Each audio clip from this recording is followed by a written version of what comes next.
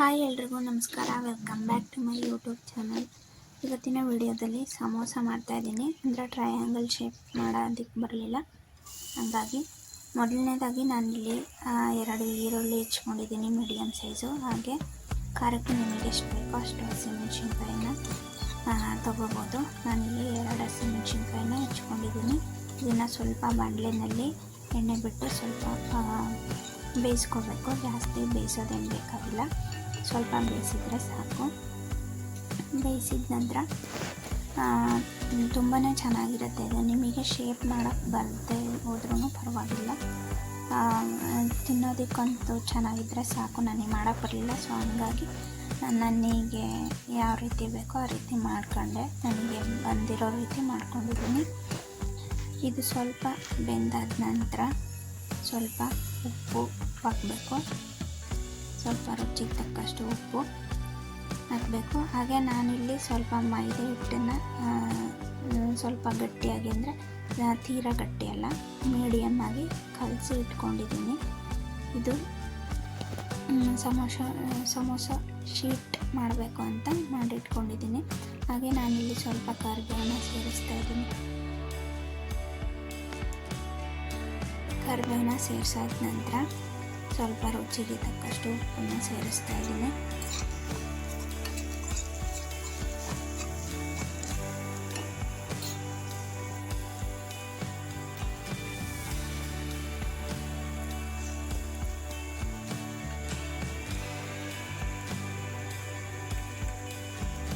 ಉಪ್ಪನ್ನು ಸೇರಿಸಿದ ನಂತರ ಆಲೂಗಡ್ಡೆನ ಬೇಯಿಸಿ ಇಟ್ಕೊಂಡಿದ್ದೆ. ಇದಕ್ಕೆ ನಿಮಗೆ ಎಷ್ಟು ಜನ ಮನೇಲಿ ಇರ್ತಾರೋ ಅಷ್ಟು ಕ್ವಾಂಟಿಟಿ ತಗೋಬೇಕು. ನಾನಿಲ್ಲಿ ಒಂದು 4 ಆಲೂಗಡ್ಡೆನ ಬೇಯಿಸಿ ಇಟ್ಕೊಂಡಿದ್ದೀನಿ. ಹಾಗೆ ಸ್ವಲ್ಪ ಅರಶಿನ ಪುಡಿನ ಸೇರಿಸ್ಕೊಂಡಿದ್ದೀನಿ.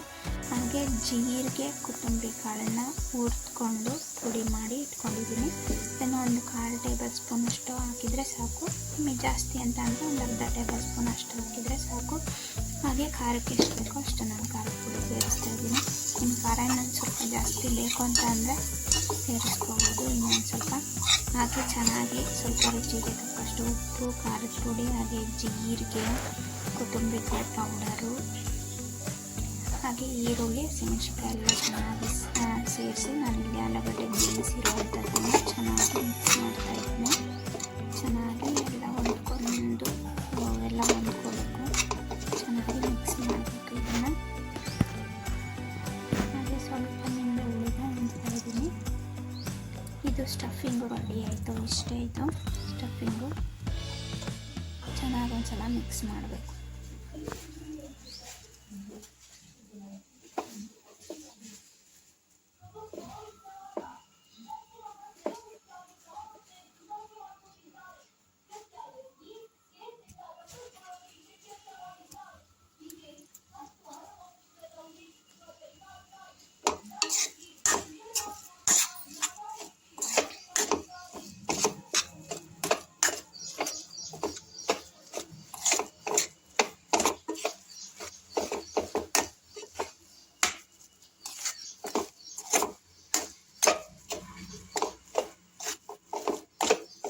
ಹಾಗೆ ಸ್ವಲ್ಪ ನಾನಿಲ್ಲಿ ಕೊತ್ತಂಬರಿ ಸೊಪ್ಪನ್ನ ಉದುರಿಸಿ ಇನ್ನೊಂದು ಸ್ವಲ್ಪ ಮಿಕ್ಸ್ ಮಾಡ್ತಾಯಿದ್ದೀನಿ.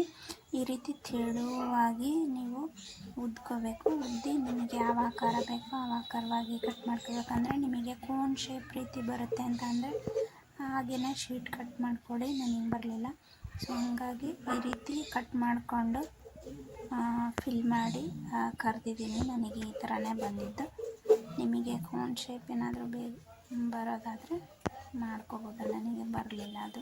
ನಾನು ನೇರವಾಗಿ ಇದನ್ನು ಹಂಚಿನ ಮೇಲೆ ಹಾಕಿ ಸ್ವಲ್ಪ ಬೇಯಿಸಿ ಈ ರೀತಿ ಮಾಡ್ತಾಯಿಲ್ಲ. ನಾನು ಡೈರೆಕ್ಟಾಗಿ ಹಂಗೆ ಕಲಸಿದ್ದೆ ತೆಳುವಾಗಿ ಲಟ್ಟಿಸ್ಕೊಂಡು ಈ ರೀತಿ ಮಾಡ್ತಾಯಿದ್ದೀನಿ.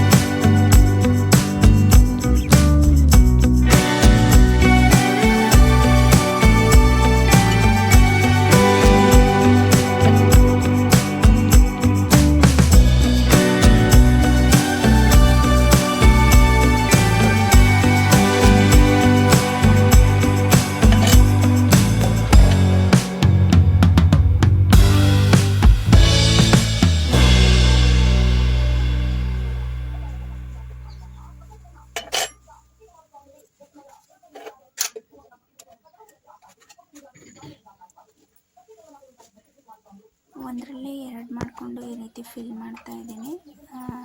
ನಾನು ಇದೇ ಥರನೇ ಮಾಡೋದಕ್ಕೆ ಬಂದಿದ್ದು, ಸೊ ಹಂಗಾಗಿ ಈ ರೀತಿಯೇ ಮಾಡಿದ್ದೀನಿ. ನೀವು ಈ ರೀತಿ ಒಂದ್ಸಲ ಟ್ರೈ ಮಾಡಿ, ಚೆನ್ನಾಗಿರುತ್ತೆ. ಕೋನ್ ಶೇಪ್ ಬರದೇ ಇರೋರು ಬಂದರೆ ಅಡ್ಡಿಯಿಲ್ಲ, ಪರವಾಗಿಲ್ಲ, ಹಾಗೆಲ್ಲ ಮಾಡ್ಕೋಬೋದು. ಹಾಗೆ ಯಾರೆಲ್ಲ ನನ್ನ ಚಾನಲ್ನ ಹೊಸದಾಗಿ ನೋಡ್ತಾ ಇದ್ದೀರೋ ದಯವಿಟ್ಟು ನನ್ನ ಚಾನಲ್ಗೆ ಸಬ್ಸ್ಕ್ರೈಬ್ ಆಗಿ, ಹಾಗೆ ವಿಡಿಯೋ ಇಷ್ಟ ಆದರೆ ಲೈಕ್ ಮಾಡಿ, ಇಲ್ಲಾಂದರೆ ಡಿಸ್ಲೈಕ್ ಮಾಡಿ, ಹೀಗೆ ಸಪೋರ್ಟ್ ಮಾಡ್ತಾನೆ ಇರಿ. ಮತ್ತು ನಾನು ಇದೇ ಥರ ಇನ್ನೊಂದು ವಿಡಿಯೋದೊಂದಿಗೆ ನಿಮ್ಮನ್ನೆಲ್ಲ ಭೇಟಿ ಆಗ್ತೀನಿ. ಅಲ್ಲಿವರೆಗೂ until then take care, tata, bye bye. Thank you for watching the video.